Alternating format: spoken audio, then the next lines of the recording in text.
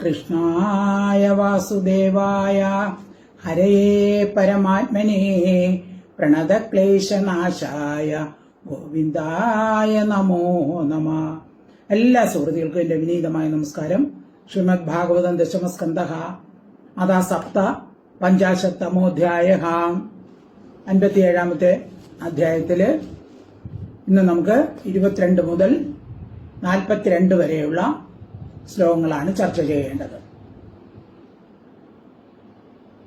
കൃഷ്ണൻ ശതധന്വാവിനെ പതിച്ചപ്പോൾ അവന്റെ കയ്യിൽ സമന്തകമണി ഇല്ലെന്നറിഞ്ഞ് ബലരാമൻ വിചാരിച്ചു, കൃഷ്ണന് എല്ലാം അറിയാം, എന്നെ വഞ്ചിക്കുകയാണ് എന്ന് തോന്നി മിഥിലയിലേക്ക് പുറപ്പെട്ടു. അവിടെ വച്ച് ദുര്യോധനൻ ബലരാമനിൽ നിന്ന് ഗദാവിദ്യ അഭ്യസിക്കുന്നു. ശതധന്വാവ് കൊല്ലപ്പെട്ടപ്പോൾ അവന്റെ കൂട്ടുകാരായ കൃതവർമാവും അക്രൂരനും അവിടെ നിന്ന് ഓടിപ്പോയി. അക്രൂരൻ കാശിയിലെത്തി ദാനപതി എന്ന പേരിൽ ബ്രാഹ്മണരെ കൊണ്ട് യാഗങ്ങൾ ചെയ്യിപ്പിച്ചു. കൃഷ്ണൻ ദൂതനെ അയച്ച് അക്രൂരനെ വിളിച്ച് വരുത്തി എല്ലാവരുടെയും മുമ്പിൽ വച്ച് അവനോട് മണി ആവശ്യപ്പെട്ടു. അപ്പോൾ അവൻ ഒളിച്ചു വെച്ചിരുന്ന മണി എടുത്തു കൊടുത്തു. എല്ലാവരെയും കാണിച്ച ശേഷം അക്രൂരന് തന്നെ തിരിച്ചു കൊടുത്തു. ശരിക്കും മണി അവകാശപ്പെട്ടത് സത്യഭാമയുടെ മക്കൾക്കാണ്. പക്ഷേ അക്രൂരന് അന്ധകരണ ശുദ്ധിയുണ്ട്, ഭക്തനാണ്. അവൻ ആ മണി ലോകോപകാരത്തിനാണ് ഉപയോഗിക്കുന്നത് എന്ന് മനസ്സിലാക്കിയ കൃഷ്ണൻ അക്രൂരന് തന്നെ മണി തിരിച്ചു നൽകി. ഇത്രയും ഭാഗമാണ് ഇന്ന് നമുക്ക് ചർച്ച ചെയ്യേണ്ടത്. ഓം നമോ ഭഗവതേ വാസുദേവായ. ശ്ലോകം 22. അലപ്തമണിമാഗത്യ കൃഷ്ണ ആഹാഗ്രജാന്തികം വൃഥാഹത ശതധനൂർ മണിസ്തത്ര ന വിദ്യതേ. അലപ്ത മണിർ ആഗത്യ കൃഷ്ണ ആഹ അഗ്രജ അന്തികം. അലപ്തമണി, ലഭിക്കാത്ത മണിയോടുകൂടിയ കൃഷ്ണൻ അഗ്രജ അന്തികം, ജ്യേഷ്ഠന്റെ അരികത്ത് ആഗത്യ ചെന്നിട്ട് ശതധന്വാവ് വെറുതെ ഹതഹ ഹനിക്കപ്പെട്ടു. കൃഷ്ണൻ ബലരാമനോട് പറഞ്ഞു, ശതധന്വാവിനെ കൊന്നതുകൊണ്ട് ഒരു പ്രയോജനം ഉണ്ടായില്ല. തത്ര അവനിൽ മണി രത്നം ന വിദ്യതേ ഇല്ല. അപ്പൊ ശതധന്വാവിന്റെ ദേഹത്തെല്ലാം പരിശോധിച്ചു. അപ്പൊ അതിൽ അവന്റെ കയ്യില് മണിയില്ല എന്ന് മനസ്സിലായി. അപ്പൊ കൃഷ്ണൻ പറഞ്ഞു, വെറുതെയാണ് നമ്മൾ ശതധന്വാവിനെ കൊന്നത് എന്ന് ബലരാമനോട് പറഞ്ഞു. അലപ്തമണിമാഗത്യ കൃഷ്ണ ആഹാഗ്രജാന്തികം വൃതാഹത ശതധനൂർ മണിസ്തത്ര ന വിദ്യതേ. ശ്ലോകം 23. തത ആഹ ബലോ നൂനം സമണി ശതധന്വന കസ്മിഞ്ചിത് പുരുഷേനസ്ത തം അന്വേഷ പുരം വ്രജ. തതഃ ആഹ ബലഃ നൂനം സഹ മണീഹി ശതധന്വന. ശതധന്വാവിനാൽ സഹമണി, ആ സമന്തകമണി കസ്മിഞ്ചിത് പുരുഷ, ഏതെങ്കിലും ഒരുവനിൽ ന്യസ്ത വയ്ക്കപ്പെട്ടിട്ടുണ്ട്. അപ്പൊ അവൻ മണി ആരുടെ കയ്യിൽ കൊടുത്തിട്ടുണ്ട്, അതാണ് അവന്റെ കയ്യിലില്ലാത്തത്. ന്യൂനം, നിശ്ചയം തന്നെ. തം, അവനെ അന്വേഷിച്ചാലും പുരത്തെ വ്രജ പ്രാപിച്ചാലും എന്ന് തതഹ അനന്തരം ബലൻ ആഹ പറഞ്ഞു. അപ്പോ ബലരാമന് തോന്നി, കൃഷ്ണനെ എല്ലാം അറിയാം, അക്രൂരന്റെ കയ്യിൽ തന്നെയാണ് മണി എന്നൊക്കെ കൃഷ്ണൻ അറിയാം. പിന്നെ വെറുതെയാണ് ഇങ്ങനെയൊക്കെ പറയുന്നത്. അപ്പോ ബലരാം പറഞ്ഞു, ആ ശരി, എന്നാ പിന്നെ വേഗം ദ്വാരകയ്ക്ക് പൊയ്ക്കോളൂ, അവിടെ നിന്ന് മണി ആരുടെ കയ്യിലെന്ന് കണ്ടുപിടിച്ചോളൂ എന്ന് പറഞ്ഞു. അക്രൂരനെ സംശയിച്ചിട്ടാണ് ബലരാമൻ അങ്ങനെ പറഞ്ഞത്. തഥാഹ ബലോ നൂനം സമണിശത തന്വന കസ്മിഞ്ചിത് പുരുഷേനസ്ത തമന്വേഷ പുരം വ്രജാം. ശ്ലോകം 24. അഹം വിദേഹമിച്ഛാമി ദ്രഷ്ടം പ്രിയതമം മമ യുക്തുത്താം മിഥിലാരാജൻ വിവേശയത് നന്ദനഃ. ബലരാം പറഞ്ഞു, അഹം വിദേഹമിച്ഛാമി ദ്രഷ്ടും പ്രിയതമം മമ. മമ പ്രിയതമം, എന്റെ ഏറ്റവും പ്രിയതമനായ വിദേഹ രാജാവിനെ ദ്രഷ്ടും കാണാനായിക്കൊണ്ട് അഹമിച്ഛാമി, ഞാൻ ആഗ്രഹിക്കുന്നു. ഇതി എന്ന് ഉക്വ പറഞ്ഞിട്ട് രാജൻ, ഹേ രാജാവേ, യദുനന്ദനഃ ബലരാമൻ മിഥിലയെ വിവേശ പ്രവേശിച്ചു.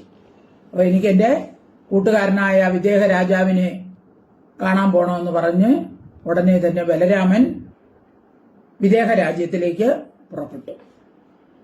അഹം വിദേഹമിച്ഛാമി ദ്രഷ്ടം പ്രിയതമം മമ ഇത്യുക്താം മിഥിലാരാജൻ വിവേശയതു നന്ദനഃ. ശ്ലോകം 25. തം ദൃഷ്ട്വാ സഹസോത്ഥായ മൈഥിലപ്രീതമാനസഃ അർഹയാമാസ വിധിവത് അർഹണീയം സമർഹണൈഃ. തം ദൃഷ്ട്വാ സഹസ ഉത്ഥായ മൈഥിലഃ പ്രീതമാനസഃ അർഹയാമാസ വിധിവത് അർഹണീയം സമർഹണൈ. മിഥിലാപതി തം അവനെ ദൃഷ്ടുവ കണ്ടിട്ട് സഹസ പെട്ടെന്ന് ഉത്ഥായ എഴുന്നേറ്റിട്ട് പ്രീതമാനസ സന്തോഷിച്ച മനസ്സോടുകൂടിയവനായി അർഹണീയം പൂജ്യനെ സമർഹണൈ പൂജാ സാധനം കൊണ്ട് വിധിപ്രകാരം അർഹയാമാസ പൂജിച്ചു. അപ്പൊ ബലരാമൻ വന്നത് കണ്ട് മിഥില രാജാവിന് സന്തോഷമായി പെട്ടെന്ന് എണീറ്റ് ചെന്ന് പൂജ്യനായ അതിഥിയെ അർഘ്യം പാദ്യം മുതലായവ കൊണ്ട്, അതായത് ആചമനം, ചന്ദനം, പൂമാല, മംഗളപദാർത്ഥം കൊണ്ട് സത്കരിച്ചു. തം ദൃഷ്ട്വാ സഹസോത്ഥായ മൈഥിലപ്രീതമാനസഃ അർഹയാമാസ വിധിവത് അർഹണീയം സമർഹണൈഃ. ശ്ലോകം 26. ഉവാസ തസ്യാം കതിചിത് മിഥിലായാം സമപ്രഭോ മാനിതപ്രീതിയുക്തേന ജനകേന മഹാത്മന തതോ അശിഷിക്ഷത് ഗതാം കാലേ ധാർത്തരാഷ്ട്രസുയോധനഃ. ഉവാസ തസ്യാം കതിചിൻ മിഥിലായാം സമ വിഭൂ മാനിതഃ പ്രീതിയുക്തേന ജനകേന മഹാത്മാവായും പ്രീതിയുക്തേന സന്തോഷത്തോടുകൂടിയും ഇരിക്കുന്ന ജനകനാൽ, ഇതിലെ രാജാവാരാണ്? ജനകനാൽ മാനിതഃ മാനിക്കപ്പെട്ട വിഭു ഭഗവാനായ ബലരാമൻ തസ്യാം ആ മിഥിലയിൽ കതിജിൻ സമാഹ കുറെ കാലം ഉപവാസ താമസിച്ചു. അപ്പൊ അങ്ങനെ കുറെ കാലം മിഥിലയിൽ താമസിച്ചു. കാലേ തതഃ ആ കാലത്തിൽ ധാർത്തരാഷ്ട്ര സുയോധനഃ ധൃതരാഷ്ട്രപുത്രനായ ദുര്യോധനൻ ഗതാം അശിക്ഷത് ബലരാമന്റെ അടുത്ത് വന്ന് ഗദ അഭ്യസിച്ചു. അപ്പൊ ഗദായുദ്ധം ബലരാമനിൽ നിന്നാണ് ദുര്യോധനൻ പഠിച്ചത്. അത് ബലരാമൻ എവിടെ താമസിക്കുമ്പോൾ, മിഥിലയിൽ താമസിക്കുമ്പോഴാണ് ദുര്യോധനൻ അവിടെ വന്ന് ബലരാമനിൽ നിന്ന് ഗദാ വിദ്യ പഠിച്ചത്. ഉവാസ തസ്യാം കതിചിൻ മിഥിലായാം സമാവിഭോ മാനിത പ്രീതിയുക്തേന ജനകേന മഹാത്മന തതോ അശിക്ഷത് ഗതാം കാലേ ധാർത്തരാഷ്ട്രസുയോധനഃ. ശ്ലോകം 27. കേശവോ ദ്വാരകാമേത്യ നിധനം ശതതന്വന അപ്രാപ്തിം ച മണേ പ്രാഹ പ്രിയായ പ്രിയഹൃദ് വിഭുഃ. കേശവഃ ദ്വാരകാം ഏത്യ നിധനം ശതതന്വഃ അപ്രാപ്തിം ച മണേഃ പ്രാഹ പ്രിയായ പ്രിയഹൃദ് വിഭു. പ്രിയയുടെ പ്രിയം ചെയ്യുന്നവനായ വിഭു, അതായത് പ്രിയ എന്ന് പറഞ്ഞാൽ സത്യഭാമയെ സന്തോഷിപ്പിക്കാനായി ഭഗവാനായ കേശവൻ ദ്വാരകയെ ഏത്യ പ്രാപിച്ചിട്ട് ശതതന്വനഃ ശതതന്വാവിന്റെ നിധനം, വധത്തെയും മണേഹെ മണിയുടെ അപ്രാപ്തിയെയും അതായത് മണി ലഭിക്കാത്തതും പ്രാഹ പറഞ്ഞു. ചെന്ന് ദ്വാരകയിൽ ചെന്ന് സത്യഭാമയോട് പറഞ്ഞു, ശതതന്വാനെ കൊന്നു, പക്ഷെ മണി അവന്റെ പക്കൽ ഇല്ല. കേശവോ ദ്വാരകാമേത്യ നിധനം ശതതന്വന അപ്രാപ്തിം ച മണിം പ്രാഹ മണേ പ്രാഹ പ്രിയായ പ്രിയകൃദ്വിഭോ. ശ്ലോകം 28.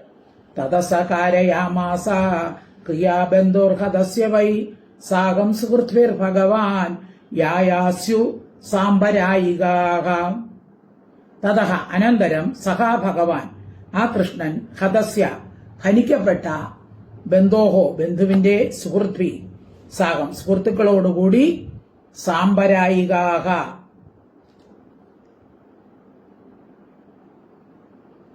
അതായത് മരണാനന്തര ക്രിയകൾ പാരലൗകിക സാംബരായിക എന്ന് വെച്ചാൽ പാരലൗകികം വെച്ചാൽ മരണാനന്തര ക്രിയകൾ യാതൊരു ക്രിയകൾ മരണാനന്തര ചടങ്ങുകൾ ഏതൊക്കെ ഉണ്ടോ ഭവിക്കുമോ അവയെ കാരയാമാസ ചെയ്യിപ്പിച്ചു.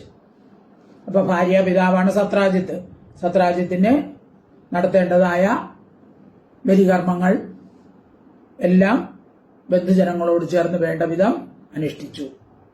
തതസ്സകാരയാമാസ ക്രിയാബന്ധോർഹതസ്യ വൈ സാഗം സുഹൃത്വിർ ഭഗവാൻ യായാസു സാംബരായികാഹ. ശ്ലോകം 29. അക്രൂര കൃതവർമാച്ച ശുദ്ധ്വാസ ശതധനോർവദം വ്യൂഷദുർഭയവിത്രസ്തൗ ദ്വാരകായ പ്രയോജകൗ. അക്രൂരഃ കൃതവർമാ ച ശുദ്ധ്വാ ശതധനോഹോ വദം വ്യൂഷദുഃ ഭയവിത്രസ്തൗ ദ്വാരകായാഹ പ്രയോജകൗ. പ്രേരിപ്പിച്ചവനായ അക്രൂര കൃതവർമാച്ച അക്രൂരനും കൃതവർമാവും ശതധന്വാവിന്റെ വധത്തെ ശ്രുത്വ കേട്ടിട്ട് ഭയവിത്രസ്തോ ഭയത്താൽ വിറച്ചവരായി. അക്രൂരന്റെ കയ്യിലല്ലേ മണിയിരിക്കുന്നത്. അപ്പൊ അവരുടെ ശതധന്വാന്റെ കൂട്ടുകാരാണ് കൃതവർമ്മയും അക്രൂരനും. അപ്പൊ അവര് രണ്ടുപേരും പേടിച്ച് വിറച്ച് ദ്വാരകയിൽ നിന്ന് വ്യൂഷതു ഓടിപ്പോയി. അവര് ഇനി അടുത്ത് നമ്മളായിരിക്കും കൊല്ലുന്നതെന്ന് വിചാരിച്ച് അവര് ദ്വാരകയിൽ നിന്ന് ഓടിപ്പോയി. അക്രൂര കൃതവർമാച്ച ശുദ്ധ്വാസ ശതധനോർവദം വ്യൂഷദുർഭയവിത്രസ്തൗ ദ്വാരകായ പ്രയോജകൗ. ശ്ലോകം 30. അക്രൂരേ പോഷിതോ അരിഷ്ടാനി ആസൻ വൈ ദ്വാരകൗകസാം ശാരീരാ മാനസസ്താപ മുഹുർദൈവിക ഭൗതികാഹ. അക്രൂരേ പ്രോഷിതേ അരിഷ്ടാനി ആസൻ വൈ ദ്വാരകൗകസാം. അക്രൂരേ പ്രോഷിത അക്രൂരൻ പോയപ്പോൾ ദ്വാരകൗകസം ദ്വാരകയിൽ വസിക്കുന്നവർക്ക് ശരീര സംബന്ധമായ മാനസ സംബന്ധികളായ താപ ദുഃഖങ്ങൾ, ശരീരത്തിനും മനസ്സിനും പല ദുഃഖങ്ങളും മുഹു വീണ്ടും ദൈവികങ്ങളും ഭൗതികങ്ങളുമായ അരിഷ്ടാനി. അപ്പോ ഭൗതിക ദുഃഖങ്ങളും ദൈവിക ദുഃഖങ്ങളും അരിഷ്ടാനി പല ദുരിതങ്ങളും ആസൻ സംഭവിച്ചു. അക്രൂരൻ പോയപ്പോൾ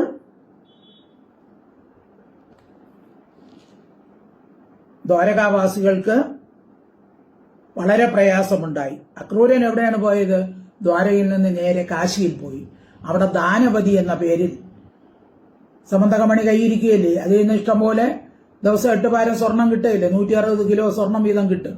അപ്പൊ അത് കൊണ്ടുപോയി അക്രൂരൻ നല്ല കാര്യത്തിനാണ് ശ്രമിച്ചത്. ബ്രാഹ്മണരെ കൊണ്ട് യാഗം ചെയ്യിപ്പിച്ചു.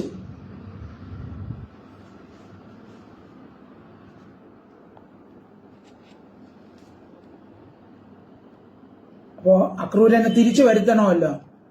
അപ്പൊ അങ്ങനെ അത് നിമിത്തം ജനങ്ങൾക്ക് ധാരാളം താപങ്ങളും ആദികളും, ദൈവികം എന്ന് പറഞ്ഞാൽ ഭൂകമ്പം, പേമാരി, അങ്ങനെയുള്ളത്, പിന്നെ ഭൗതികം മറ്റുള്ളവരിൽ നിന്നുള്ള ദുഃഖങ്ങൾ, ഇങ്ങനെയൊക്കെ ഉള്ളതൊക്കെ ഉണ്ടായി.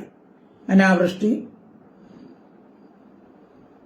മുതലായ ദൈവിക കാലദോഷങ്ങളും ഇങ്ങനെ കഷ്ടങ്ങളും ദിവസം പ്രതി വർദ്ധിച്ചു വന്നു. അക്രൂരേ പ്രോഷിതോരിഷ്ടാനി ആസൻ വൈ ദ്വാരകൗകസാം ശാരീരാ മാനസസ്താപ മുഹുർദൈവിക ഭൗതികാഹ. ശ്ലോകം 31. ഇത്യംഗോ ഉപദിശന്ത്യേകേ വിസ്മൃത്യ പ്രാഗുദാഹൃതം മുനിവാസ നിവാസേക്കിം കടേത അരിഷ്ടദർശനം. ഇതി അംഗ ഗോപ ദിശ ഇതി അംഗ ഉപദിശന്തി ഏകേ. അംഗ ഉപദിശന്തി ഏകേ വിസ്മൃത്യ പ്രാഗ് ഉദാഹൃതം മുനിവാസ നിവാസേക്കും ഖടേത അരിഷ്ട ദർശനം. അംഗ ഹേ പൂജ്യ പ്രാഗുദാഹൃതം മുമ്പ് ഉദാഹരിക്കപ്പെട്ടതിനെ വിസ്മൃത്യ മറന്നിട്ട് ഏകേ ചിലർ ഇത് ഇങ്ങനെ ഉപദിശന്തി പറയുന്നു. മുനിവാസ നിവാസേ മുനികളുടെ വാസസ്ഥാനമായ കൃഷ്ണൻ ഇരിക്കുന്നിടത്ത് അരിഷ്ടദർശനം അരിഷ്ടങ്ങളുടെ കാഴ്ച കിം കടേത എങ്ങനെ സംഭവിക്കുന്നു? ഇപ്പൊ കൃഷ്ണൻ ഇരിക്കുന്ന സ്ഥലത്ത് ഇങ്ങനെയുള്ള ദുഃഖങ്ങളൊന്നും വരാൻ സാധ്യതയില്ലല്ലോ. അപ്പൊ ചിലർ പറഞ്ഞു അക്രൂരൻ ഇവിടെ ഇല്ലാത്തത് കൊണ്ടാണ് ഇങ്ങനെ അരിഷ്ടങ്ങളൊക്കെ ഉണ്ടായത് എന്ന് പറഞ്ഞു.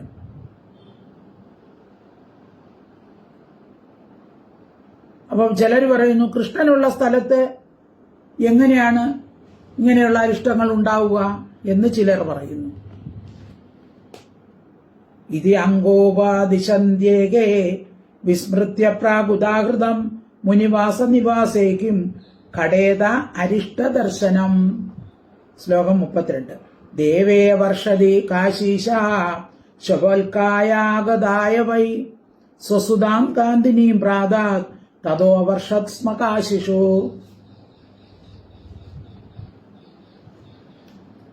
അപ്പോ എന്തുകൊണ്ടാണ് അക്രൂരൻ പോയപ്പോൾ ഇങ്ങനെ അരിഷ്ടം ഉണ്ടായത് എന്നതിന് നേരത്തെയുള്ള ഒരു കാര്യം അവിടെയുള്ള വൃദ്ധന്മാർ പറയുകയാണ്.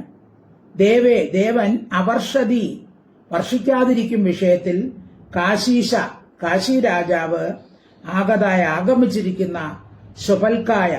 ശുഭൽക്കനായിക്കൊണ്ട് സ്വസുതാം പുത്രിയായ ഗാന്ധിനിയെ പ്രാതാത് കൊടുത്തു. അപ്പൊ ഒരു കാലത്ത് കാശി രാജ്യത്ത് മഴയില്ലാതെ ജനങ്ങൾ വളരെ ബുദ്ധിമുട്ടി.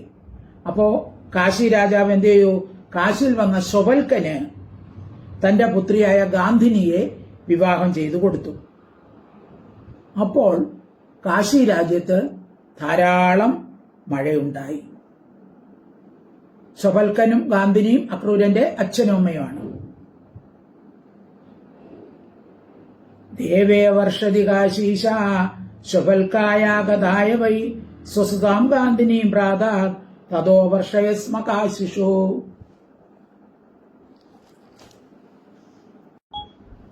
ശ്ലോകം 33. തത്സുതത്പ്രഭാവോസൗ അക്രൂരോ യത്ര യത്രഃ ദേവ അഭിവർഷതേ തത്ര നോ ഉപതാപാനമാരികാഃ. തത്സുതഃ തത് പ്രഭാവഃ അസാവ് അക്രൂര. അത് സന്ധി സ്പ്ലിറ്റ് ചെയ്ത് വരുമ്പോ അസൗ പ്ലസ് അക്രൂരഹ എന്ന് വരും. അസാവ് അക്രൂരോ അസൗ പ്ലസ് അക്രൂരഹ.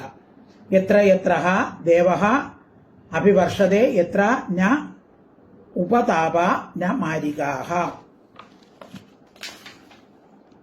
തത്പ്രഭാവക അവന്റെ പ്രഭാവം പോലെയുള്ള പ്രഭാവത്തോടുകൂടിയ, അതായത് ശുഭൽക്കൻ കാശി രാജ്യത്ത് വന്നപ്പോൾ മഴയില്ലാത്ത കാശി രാജ്യത്ത് മഴ പെയ്തു. അപ്പൊ ആ ശുഭൽക്കന്റെ പുത്രനാണ് അക്രൂരൻ. തത്സുത അവന്റെ പുത്രനായ അസവ അക്രൂര ഈ അക്രൂരൻ എത്ര എവിടെയോ തത്ര അവിടെ ദേവൻ അഭിവർഷതി അവിടെ ദേവൻ മഴ പെയ്യ്ക്കുന്നു. അപ്പൊ അക്രൂരനും അത്ര ശ്രേഷ്ഠനായ വ്യക്തിയാണ്. ഉപതാപ ക്ലേശങ്ങളും മാരിക മസൂരി തുടങ്ങിയ രോഗങ്ങളും ഇല്ല.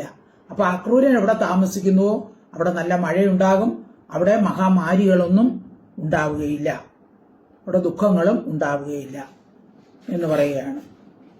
ചിലരങ്ങനെയാണ് പറയുന്നത്, അക്രൂരൻ ഇവിടെ ഇല്ലാത്തതുകൊണ്ടാണ് ഇവിടെ ദ്വാരകയിൽ ഇങ്ങനെയൊക്കെ സംഭവിച്ചത്. തത്സുത തത്പ്രഭാവോസൗ അക്രൂരോ യത്ര യത്രഹ ദേവോപി വർഷതേ തത്ര നോപതാപനമാരികാഹാം. ശ്ലോകം 34.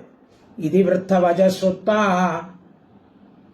നൈതാവത് ഇഹ കാരണം ഇതി മത്വാ സമാനീയ പ്രാഹാക്രൂരം ജനാർദ്ദനഃ.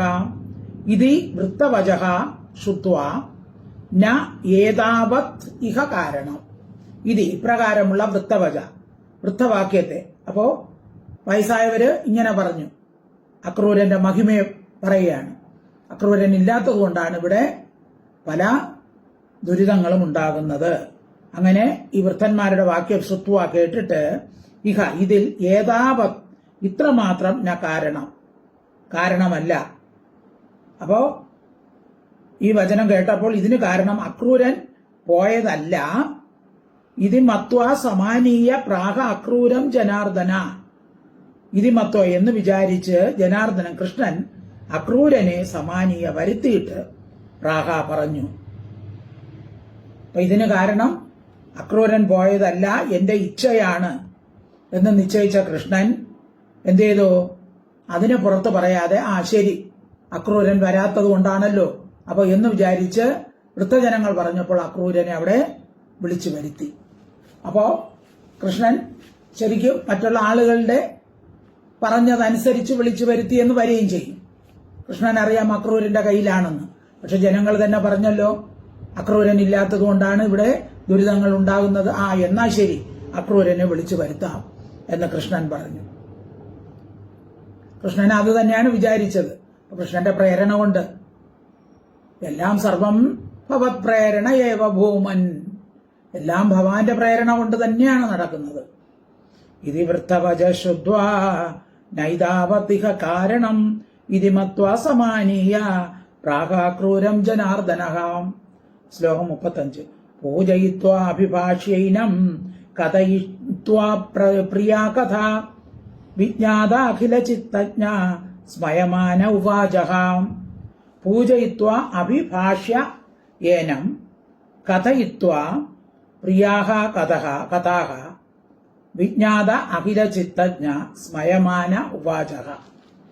ഏനം ഇവനെ പൂജിച്ചിട്ട് പ്രിയാ കഥാഹ പ്രിയകളായ കഥകൾ കഥയിത്വ പറഞ്ഞിട്ട് അഭിഭാഷ്യ സംബോധന ചെയ്തിട്ട് വിജ്ഞാത അഖില ചിത്തജ്ഞ അറിയപ്പെട്ട അഖിലത്തോടു കൂടിയവനും ചിത്തത്തെ അറിയുന്നവനുമായ കൃഷ്ണൻ സ്മയമാന ചിരിച്ചുകൊണ്ട് ഉവാച പറഞ്ഞു. അപ്പൊ അക്രൂരനെ കണ്ടപ്പോൾ സന്തോഷിച്ച ഭഗവാൻ കൃഷ്ണൻ എന്ത് ചെയ്തു? അവനെ യഥോചിതം സ്വീകരിച്ചു. അപ്പൊ കാണാതെ ഇരുന്നതിലുണ്ടായിരുന്ന ദുഃഖത്തേക്ക് പറഞ്ഞു. അങ്ങനെ കുറെ സമയം കഴിഞ്ഞു. അപ്പോ സകല കാര്യങ്ങളും അറിയാന്നുള്ള കൃഷ്ണന് അക്രൂരന് സമന്തകമണിയിൽ ഒട്ടും ആശയില്ല എന്നും മണിയോടുകൂടെ തന്നെയാണ് വന്നിരിക്കുന്നതെന്നും കൃഷ്ണൻ അറിഞ്ഞു.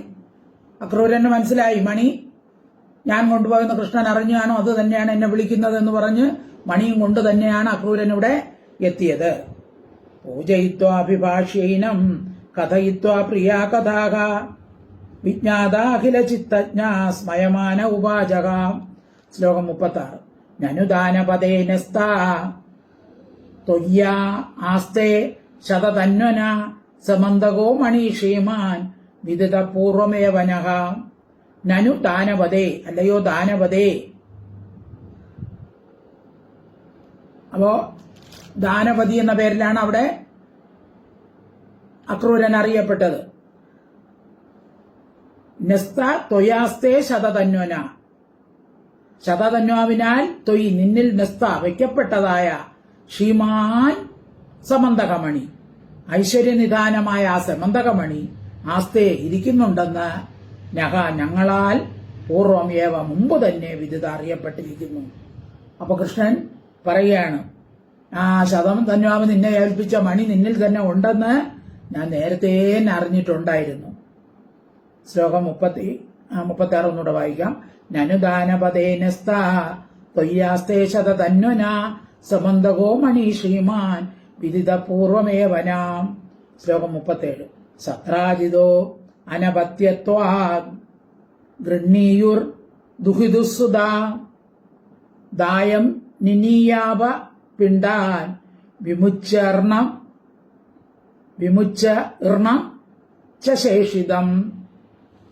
സത്രാജിത അനപത്യത്വാത്. സത്രാജിത്തിന് പുത്രന്മാർ ഇല്ലാത്തതിനാൽ ദുഹിതുഹു പുത്രിയുടെ സുതാഹ പുത്രന്മാർ അപഹ പിണ്ടാൻ ജലങ്ങളെയും പിണ്ടങ്ങളെയും നിനീയ നയിച്ചിട്ട്, അതായത് പുത്രന്മാരില്ലാത്തതുകൊണ്ട് പുത്രിയുടെ മക്കൾ പിണ്ടക്രിയകളൊക്കെ ചെയ്ത് ഋണം കടത്തെ വിമുച്ച ഋണമോചനം വരുത്തിയ ശേഷം, അതായത് പിതൃക്കളോടുള്ള കടം എങ്ങനെയാണ് വീട്ടുന്നത്? അവർക്കുള്ള ശ്രാദ്ധകർമ്മങ്ങളൊക്കെ ചെയ്താണ് അവരോടുള്ള കടം വീട്ടുന്നത്. അപ്പൊ അങ്ങനെ അവർക്കുള്ള അവർക്കുള്ള കടം, അതായത് പിതൃകടം വീട്ടിയത് അവർക്കുള്ള ശ്രാദ്ധക്രിയകളെല്ലാം ചെയ്ത് വിമിച്ച തീർത്തിട്ട് ശേഷിതം ബാക്കിയിരിപ്പുള്ള ദായം ധനത്തെ ഋണ്ണിയു ഗ്രഹിക്കണം. അപ്പൊ ഭാര്യ, പുത്രി, അച്ഛനമ്മമാർ, സഹോദരങ്ങൾ എന്നിവരിൽ മുമ്പിൽ പറഞ്ഞവരില്ലെങ്കിൽ പിമ്പിൽ പറഞ്ഞവർക്ക് അപരക്രിയ നടത്താനും തന്റെ ധനം സ്വീകരിക്കാനും അധികാരമുണ്ട്. ആദ്യം പുത്രനാണ്. പുത്രൻ ഇല്ലെങ്കിൽ ഭാര്യ, പുത്രി, അച്ഛനമ്മമാർ, സഹോദരങ്ങൾ.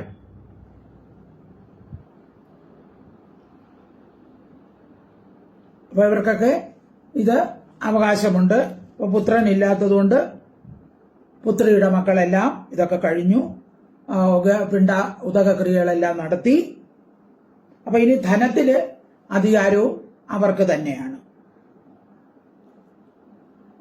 സത്രാജിതോ അനപത്യത്വാ ഗൃഹ്ണീയുർദുഹിതുസ്തുതാഹ ദായം നിനീയാപ പിണ്ടാൻ വിമുച്ചിർണം ശേഷിതം.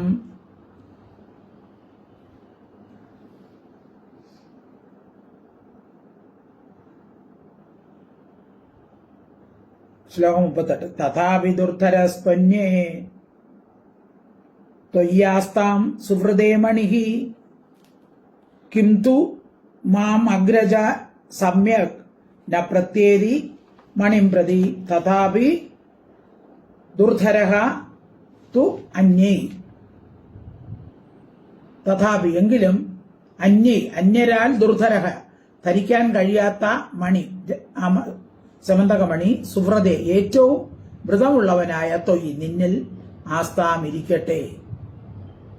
അപ്പൊ ശാസ്ത്രപ്രകാരം സത്യഭാമയുടെ പുത്രന്മാർക്കാണ് ഈ മണിക്ക് അവകാശികൾ. പുത്രൻ ഇല്ലാത്തതുകൊണ്ട് ഭാര്യ സത്യഭാമയുടെ പുത്രിമാർക്ക്, അല്ല സത്യഭാമയുടെ അല്ല, സത്രാജിത്തിന് പുത്രന്മാർക്കാണ് ഇതിന് അവകാശം. അപ്പൊ പുത്രനില്ലല്ലോ, അപ്പൊ പുത്രിയാണ് സത്യഭാമ. അപ്പൊ സത്യഭാമയുടെ മക്കൾക്കാണ് ഇതിന് അവകാശം. എങ്കിലും ഇത് അന്ധകരണശുദ്ധിയും ഭക്തിയുമുള്ള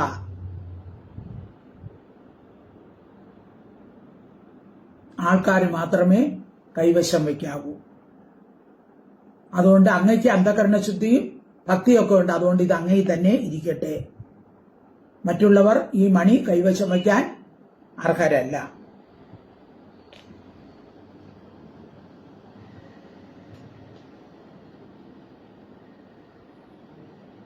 എന്നാൽ അഗ്രജക ജ്യേഷ്ഠൻ മണിയെക്കുറിച്ച് മാം എന്നെ സമ്യക് നല്ലവണ്ണം പ്രത്യേകി വിശ്വസിക്കുന്നില്ല. അപ്പൊ എന്റെ ജ്യേഷ്ഠൻ ഞാനാണ് മണിയെടുത്ത് വെച്ചിരിക്കുന്നതെന്ന് വിചാരിച്ചു വെച്ചൊക്കെയാണ്. അതുകൊണ്ട് എനിക്ക് സത്യം തെളിയിക്കണം. അപ്പൊ നിന്റെ തന്നെ മണിയെന്ന് എനിക്ക് അറിയാം എന്ന ക്രൂരനോട് പറയാണ്. തഥാപി ദുർധരസ്ത്വന്യൈ ത്വയ്യാസ്താം സുഹൃദേ മണി കിന്തു മാമഗ്രജ സമ്യക് ന പ്രത്യേതി മണിം പ്രതി. ശ്ലോകം 39. ദർശയസ്വ മഹാഭാഗ ബന്ധൂനാം ശാന്തിം ആവഹ അവിഛിന്ന മഹാസ്തേദ്യ വർത്തന്തേ രുഗ്മവേദയഃ.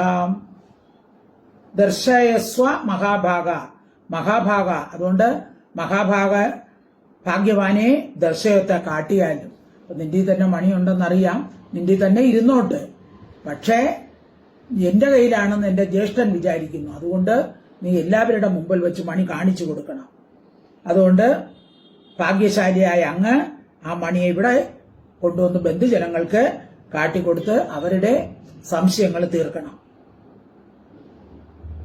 ബന്ധുക്കൾക്ക് ശാന്തി സമാധാനത്തെ ആവാഹ ഉണ്ടാക്കിയാലും അങ്ങയുടെ രുക്മ വേദയ സ്വർണവേദികളോടുകൂടിയ മഹാഹ യാഗങ്ങൾ അദ്യ ഇപ്പോൾ അവിഛിന്ന വർത്തന്തെ മുടക്കമില്ലാതെ നടക്കുന്നുവല്ലോ. അപ്പൊ അങ്ങ് അവിടെ സ്വർണ വേദികളാണ് കെട്ടിയിരിക്കുന്നതെന്ന് അറിയാം. കാരണം ഇഷ്ടംപോലെ സ്വർണം കിട്ടുമല്ലോ ഇതിൽ നിന്ന്. അതായത് ഒരു ദിവസം തന്നെ 8 പാരം സ്വർണം കിട്ടുകയില്ല. അതുകൊണ്ട് സ്വർണവേദികൾ കെട്ടിയാണ് അങ്ങ് അവിടെ യാഗം നടത്തുന്നതെന്നൊക്കെ ഞാൻ അറിഞ്ഞു. അത് മുടങ്ങാതെ നടക്കുന്നുണ്ടല്ലോ എന്ന് ചോദിക്കുകയാണ്. നീ മണി ഒന്ന് എല്ലാവരുടെയും മുമ്പിൽ വെച്ചൊന്ന് കാണിക്കുക എന്ന് പറയുകയാണ്. എല്ലാവർക്കും സമാധാനം വരട്ടെ. ദർശയസ്വ മഹാഭാഗ ബന്ധൂനാം ശാന്തി മാവഹ അവിഛിന്ന മഹാസ്തേദ്യ വർത്തന്തേ രുക്മവേദയ. ശ്ലോകം 40.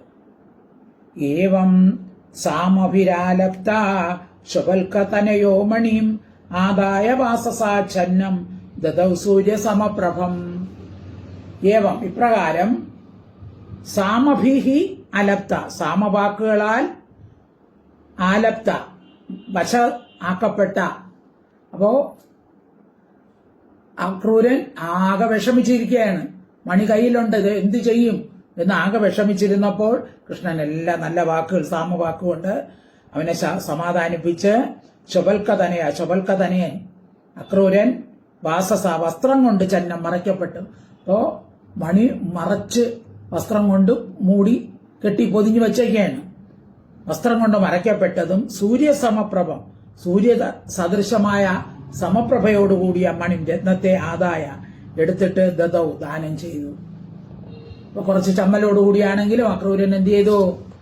മൂടി പൊതിഞ്ഞു വെച്ചിരുന്ന ആ മണിയെ വസ്ത്രത്തിൽ നിന്നും പുറത്തെടുത്ത് കൃഷ്ണന്റെ കയ്യിൽ ഏൽപ്പിച്ചു.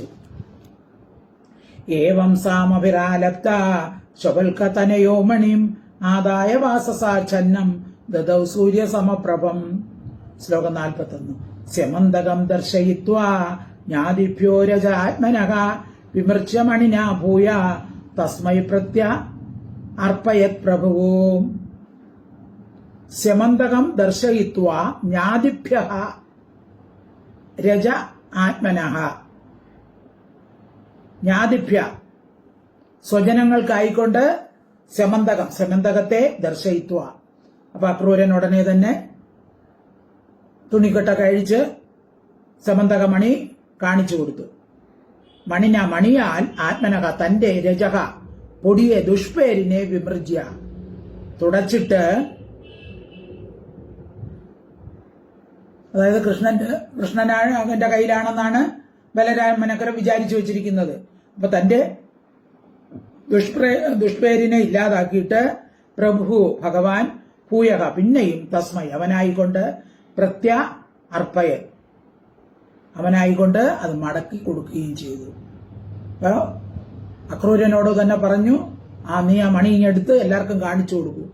അപ്പോ അക്രൂരൻ എല്ലാവർക്കും എടുത്ത് കാണിച്ചു കൊടുത്തതിന് ശേഷം തിരിച്ച് അക്രൂരന് തന്നെ തിരിച്ചു കൊടുക്കുകയും ചെയ്തു.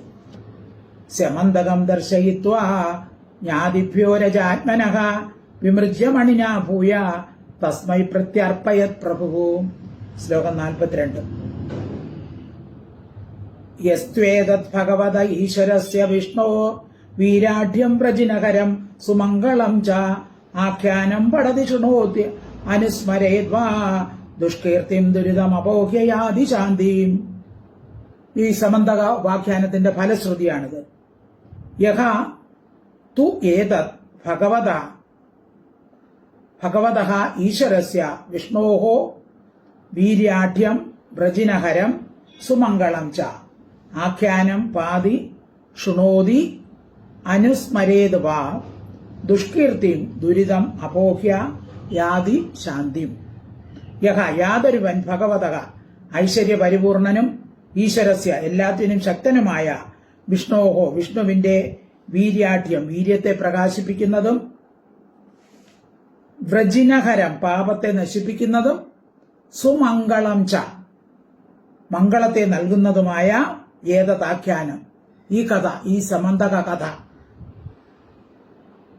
പഠിക്കുകയോ ശൃണോതി കേൾക്കുകയോ അനുസ്മരേത്വ അതിനെ അനുസ്മരിക്കുകയോ ചെയ്യുന്നുവോ സഹ അവൻ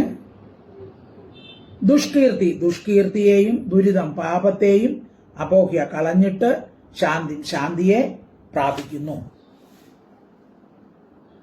അപ്പോ കൃഷ്ണന്റെ മഹാപരാക്രമത്തെ പ്രകാശിപ്പിക്കുന്ന, പാപം നശിപ്പിച്ചു കളയുന്ന, മംഗളം വർദ്ധിപ്പിക്കുന്ന ഈ സമന്ത ഉപാഖ്യാനം ആര് കീർത്തിക്കുകയോ കേൾക്കുകയോ സ്മരിക്കുകയോ ചെയ്യുന്നുവോ അവർ ദുഷ്കീർത്തിയിൽ നിന്നും ദുരിതത്തിൽ നിന്നും മോചിതനാകും, എന്നിട്ട് പരമശാന്തിയെ പ്രാപിക്കുകയും ചെയ്യുന്നു. അതാണ് ഇതിന്റെ ഫലശ്രുതി എന്ന് പറയുന്നത്. 2 അധ്യായങ്ങളിലാണ് സമന്തകോപാഖ്യാനം, 56 57.